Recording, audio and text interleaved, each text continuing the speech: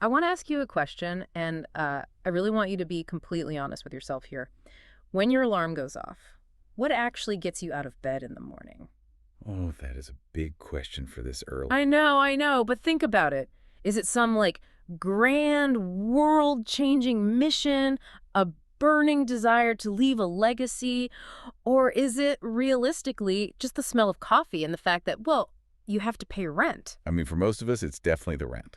And the coffee helps. Exactly. And it's a heavy question, but it's the exact question we are tackling today in this deep dive. Yeah, and it's something we've all probably wrestled with at some point. Right. So today, we are tearing through decades of longevity research, some really startling health data from remote Japanese islands, and these incredibly insightful essays from top psychiatrists. We're doing all this to decode a concept you have almost certainly seen floating around the internet. Oh, absolutely. You can't avoid it. It's called Ikigai, which is a Japanese word generally translated as a reason for being.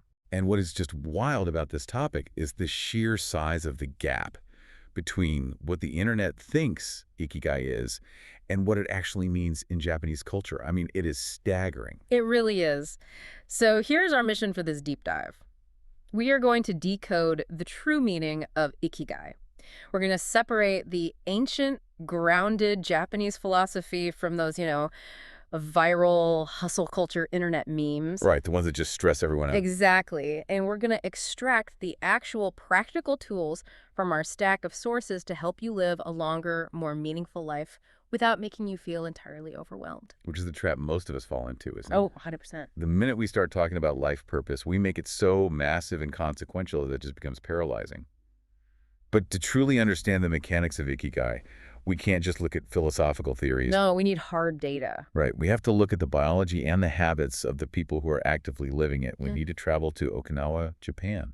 Right, because before Ikigai became a self-help buzzword in the West, it was essentially just a lifestyle observation. Exactly. So Okinawa is the standout among what demographers and researchers call the blue zones. And just to clarify for everyone, blue zones are... Oh, right.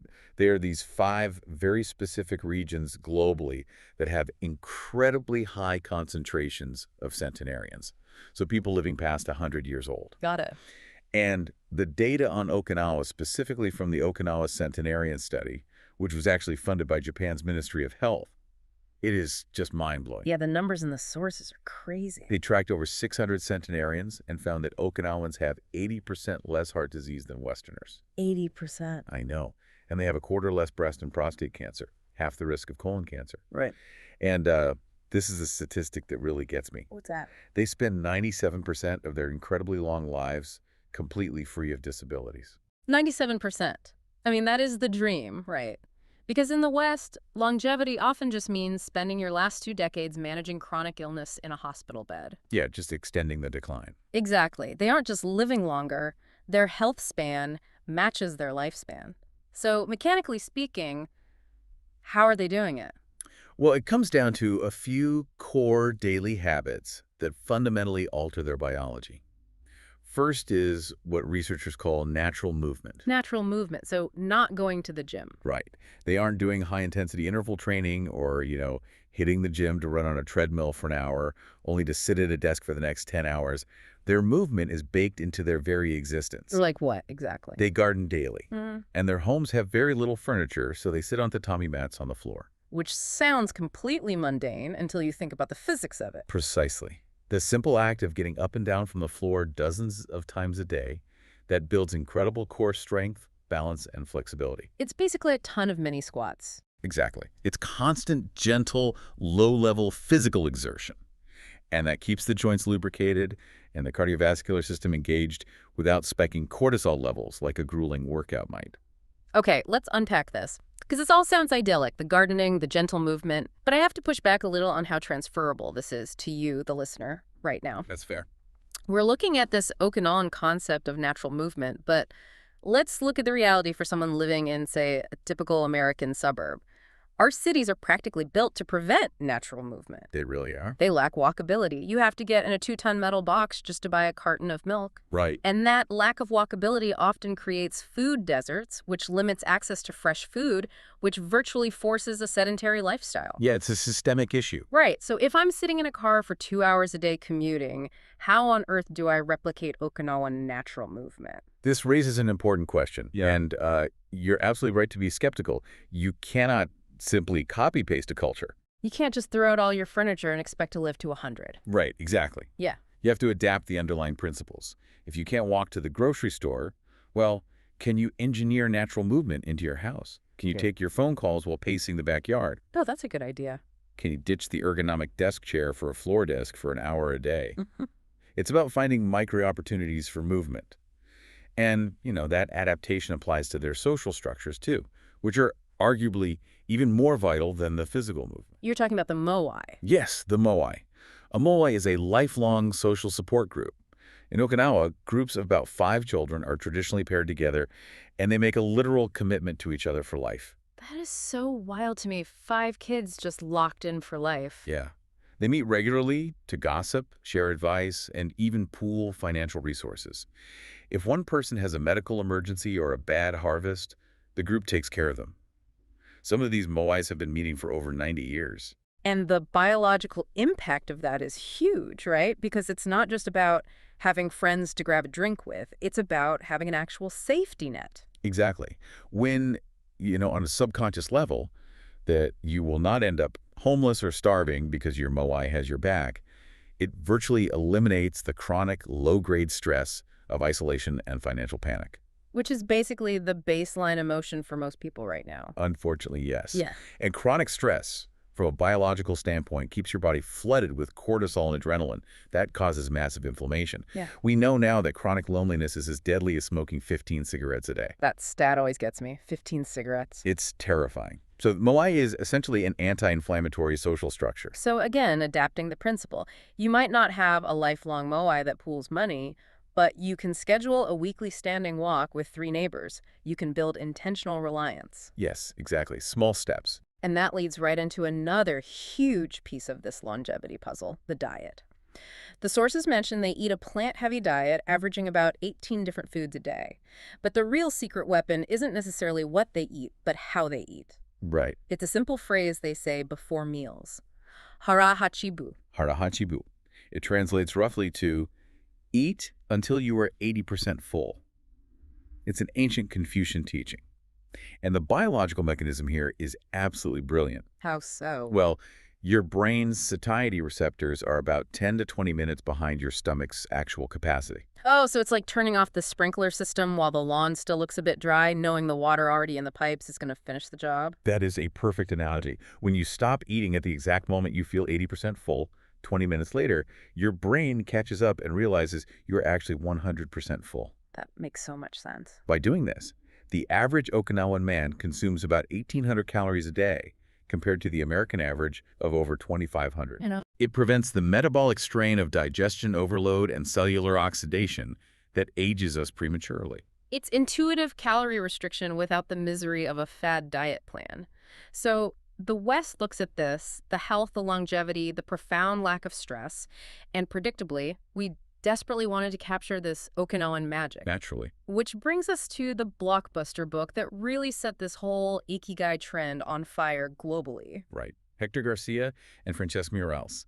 They traveled to Ogimi, a small village in Okinawa with the highest concentration of centenarians, to actually interview the 100 oldest residents. And the result was their massive bestseller, Ikigai, The Japanese Secret to a Long and Happy Life. A hugely influential book. Yeah, I'm looking at their chapter breakdowns, and they distill a lot of what we just discussed: staying active, the anti-aging benefits of little habits, the Ikigai diet. Practical stuff. Right, but they also bring in some deep psychological frameworks. They talk about wabi-sabi, embracing imperfection, and staying calm during difficulties. And they position Ikigai alongside 2 major Western psychological concepts. Viktor Frankl and Mihaly Csikszentmihalyi. Yes. Viktor Frankl's logotherapy and Csikszentmihalyi's concept of flow. And I have to be honest, I'm a bit lost here. How so? Well, how does Frankl, who developed logotherapy while surviving the horrific suffering of a concentration camp, fit into an Okinawan elder peacefully pulling weeds? It feels like a massive contrast. It does seem like a massive contrast, but the connective tissue is profound. Frankl's logotherapy argues that humans are not primarily driven by the pursuit of pleasure or the avoidance of pain, but by the pursuit of meaning. Okay, meaning. Even in the darkest possible circumstances, if a person can find a why to live for, they can endure almost any how. What Garcia and Morales observed in Okinawa is the everyday, gentle application of that exact same truth. Oh, I see. These elders don't retire to sit on a beach and pursue endless comfort. Comfort doesn't keep you alive. Meaning does. Having a garden to tend, a great-grandchild to teach, or a role in the village that keeps their biological drive active. And what about flow? That's that state of being so completely absorbed in a task that you lose all track of time. Right, and flow is biologically fascinating. When you enter a flow state, whether you are painting, coding, or carefully pouring tea, your brain's default mode network actually quiets down. The default mode network. Yeah, it's the part of the brain responsible for self-doubt, anxiety, and ego. When it quiets down, you literally lose your sense of self. And that perfectly mimics the Okinawan sense of presence. That is fascinating. True happiness, they argue, isn't found in achieving a massive goal. It's found in the frictionless absorption of the task itself. Which all sounds incredibly poetic and grounding. But if you, our listener, search Ikigai on the internet right now, you aren't going to find pictures of Okinawan elders finding flow in a garden, and you aren't going to find Viktor Frankl. No, you definitely are not. You are going to find a highly structured, brightly colored Venn diagram. Ah, yes. The famous four-circle Venn diagram. It is inescapable. It completely dominates the internet. If you haven't seen it, picture 4 overlapping circles. To find your Ikigai, according to this diagram, you have to find the dead center intersection of 4 things. Right. Number 1, what you love. Number 2, what you are good at. Number 3, what the world needs. And number 4, what you can be paid for. I mean, it's incredibly satisfying to look at. It feels like a perfect mathematical equation for a successful life. But I'm going to be honest, I look at that diagram and I do not feel a sense of Okinawan peace. What do you feel? I feel anxiety. It feels like a stressful corporate performance review.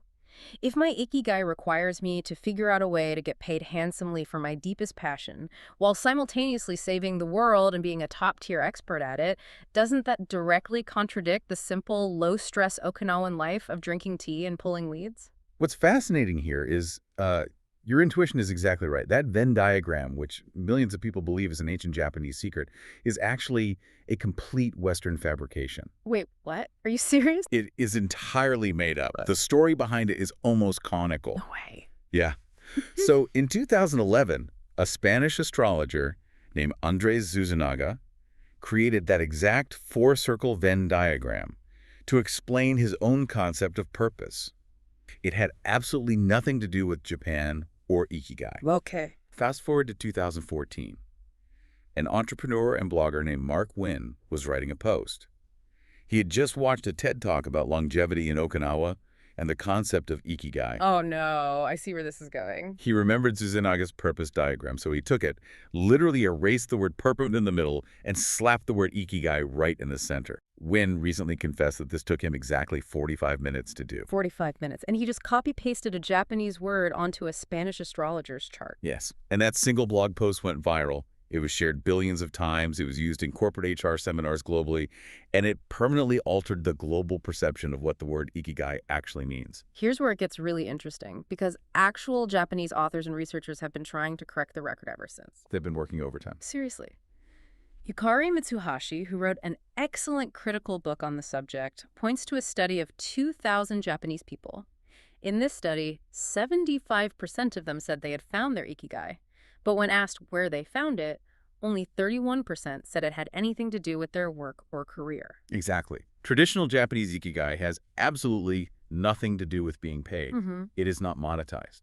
Think about what that means. We took this quiet, peaceful philosophy of daily joy, and the West completely hijacked it. We turned it into a hustle. We turned it into hustle culture. We basically said, hey, your hobby isn't good enough unless you can monetize it and scale it globally to serve the world. It's so deeply ironic. It really is the ultimate Western spin. So let's clear the slate. If Ikigai is not the intersection of passion and capitalism, what is the actual psychological definition from the Japanese perspective? Let's start with the etymology, the roots of the word itself. It combines iki, which means to live or daily life, and kai, which means worth, value, or fruitfulness. So the value of daily life. Literally, yes. It is the value or worth you find in your daily existence. To really understand how this operates mentally, we should look at Miyako Kamiya. She was a pioneering Japanese psychiatrist who wrote the foundational 1966 book On the Meaning of Life. And she approached this very differently than Frankl did. Right. She did. While Frankl looked at extreme suffering to find meaning, Kamiya focused heavily on everyday life. She worked as a psychiatrist with leprosy patients, so she understood suffering. But she also observed normal, healthy daily existence. Right. She coined the term Ikigai-kan, which refers specifically to the mental state or the feeling of Ikigai. It's the emotional resonance of having something to look forward to. Just having something to look forward to. I love that. And what's interesting about Kamiya herself is that her personal Ikigai was writing. But she didn't dedicate herself to it full time until she had fulfilled what her friend called her 3 M's: medicine, marriage, and motherhood. Oh, wow. Yeah. It wasn't an all-consuming monetized career path from day one. It was a flame she kept lit alongside a full, multifaceted life. So if Kamiya proved that Ikigai is an everyday feeling, how do we actually categorize that feeling? Because surely finding joy in making a cup of tea isn't triggering the exact same psychological mechanism as finding joy in raising a family or writing a book. That is precisely what the Japanese psychologist Katsuya Inui explored. He broke Ikigai down into 3 distinct buckets, and it shows just how broad this concept really is. Okay, what are the buckets? First, Inui says there is social Ikigai. These are things widely accepted and praised by society, like volunteering, raising a family, or being a community leader. Makes sense. Then there is non-social Ikigai, which are deeply personal and have no relation to society's demands. Things like religious faith, strict physical self-discipline, or a private hobby you never show anyone. But the third category is the one that really stopped me in my tracks when reading the sources. Antisocial Ikigai. Right. It sounds contradictory, but Inui points out that dark emotions like a profound hatred or a burning desire for revenge can technically function as an Ikigai. Wait, really? Revenge? Yes, because remember, Ikigai is biological and psychological fuel. If an individual's sole reason for waking up in the morning, their absolute driving motivation that keeps their heart beating and their mind sharp, is to seek revenge against someone who wronged them, that is their Ikigai. That is wild. It brings them a morbid sense of purpose. It triggers the dopamine and adrenaline required to keep moving forward. That is dark, but it perfectly proves the point. Ikigai is just the fuel. It isn't inherently a shiny, happy corporate buzzword. It's just the why behind your existence. Exactly. It's morally neutral in that sense. Though, obviously, we want to aim for the positive side of the spectrum. Which brings us to Ken Mogi, a Japanese neuroscientist who wrote The Little Book of Ikigai. He essentially strips away all the Western career advice and gives us 5 pillars of true Ikigai. Mogi's 5 pillars are really the antidote to the stress of that viral Venn diagram. We won't walk through all of them, but a couple really stand out. Yeah, which ones? One pillar is release yourself. This is about letting go of your ego. You do a hobby just to do it, not to be the best at it, and certainly not to show it off on social media. Just doing it for the joy of it. Right. And another pillar is the joy of small things. Literally just savoring the taste of your lunch or feeling the morning sun on your face. This makes me think of a school janitor. How so? Well, according to the Western Venn diagram, a janitor is failing at Ikigai. They might not be deeply passionate about mopping floors, and society might not pay them highly for it. But if the janitor loves chatting with the students in the morning, if they take quiet pride in creating a safe, clean hallway, or if they just really look forward to going home and watering their bonsai tree for 20 minutes, isn't that Ikigai? Exactly. That is a perfect example. If we connect this to the bigger picture, what Mogi and Mitsuhashi are telling us is that true Ikigai is fundamentally democratic. It is accessible to everyone right now, regardless of your tax bracket. You don't need a promotion to have it. You don't need a life-changing epiphany. A janitor can possess a richer, deeper Ikigai than a billionaire CEO who is constantly stressed about their legacy. It's a rich spectrum of small things. It completely takes the pressure off. It does, and Garcia and Morales point this out in their book as well. The centenarians in Okinawa aren't stressed about their life's grand overarching purpose. Their purpose is interwoven with their daily, mundane tasks, their friends, and their environment. It's walking to the neighbor's house, it's weeding the garden, it's cooking the meal. So if you're listening to this right now, maybe sitting in traffic on your commute or folding laundry in your living room, what is the actual takeaway for you? It's a good question. If we zoom out and synthesize everything we've looked at today, from the incredible longevity data in Okinawa to the 45-minute Venn diagram mix-up, what does this all mean? The takeaway is that you have likely been sold a highly stressful, monetized version of a very peaceful philosophy. Yes. To live a long, happy, meaningful life, you do not need to perfectly align your career, your deepest passions, your skills, and the world's most pressing needs into a single, highly paid job. That is a myth. It's a recipe for burnout. Exactly. What you actually need is much simpler and much older. You need a Moai, a few good friends you can truly rely on to lower your biological stress. You need Hara Hachi to eat mindfully, understand your biology, and stop before you're stuffed. Right. You need natural movement woven seamlessly into your day. And psychologically, you need to cultivate an appreciation for the small daily joys that quiet your ego. You can have a totally average, boring job that just pays the bills and still have a vibrant, deeply fulfilling ikigai in your garden, in your kitchen, or in your neighborhood. You don't have to change the world. You just have to be fully present in your own. Which leaves us with a final thought to mull over. Okay, lay it on us. We know authentic ikigai thrives on connection, presence, and the joy of small things, like Ken Mogi's example of carefully making your morning tea. But we are rapidly moving into an era where AI and automation are promising to optimize our lives by stripping away all of our most mundane daily tasks. Well, that's true. So if technology removes the friction of daily chores to give us more time for grand achievements, we have to ask in the future, will we actually have to fight to keep our chores just to protect our ikigai? Are you willing to let your purpose be small?